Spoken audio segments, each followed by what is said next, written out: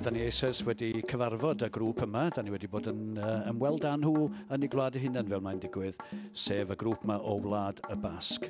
Mae nhw yn mynd i bwysleisio bod dawnsio I blant yn bwysig iawn yn eu hardal nhw ac i'w traddodiad yna. Felly, Gero Azulawr Dansa Taldea. Performing talent during the Eisteddfod week, and these are images to be cherished. The window on the world ceremony, where the countries process together onto the pavilion stage.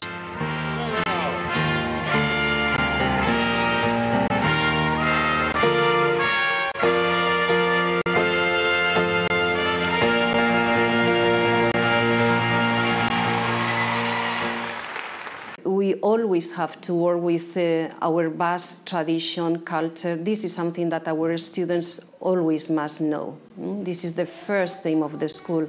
And those traditions, we have realized that they are an important way to take them to new environments, to get them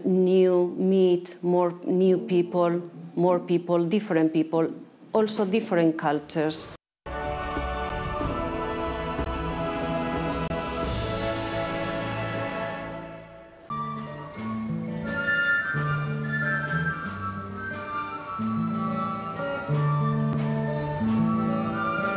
When, I wonder.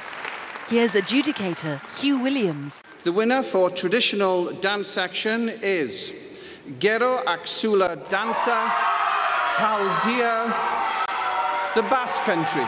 Y wobr gyntaf felly un ffrindiau ni o Wlad y Basg am Dansa Taldea, the Basque Country. Un grŵp sydd wedi creu dipyn o argraff yn ystod yr wythnos ydy'r criw yma o ddawnswyr ifanc o Wlad y Basg a enillodd 2 wobr yn y cystadlaethau dawnsio gwerin I blant. For the best choreography goes to... Well, they're singing, they are the champions, and indeed they are. All that hard work paid off for the dancers from the Basque Country. We are very happy because we are going to San Mosen.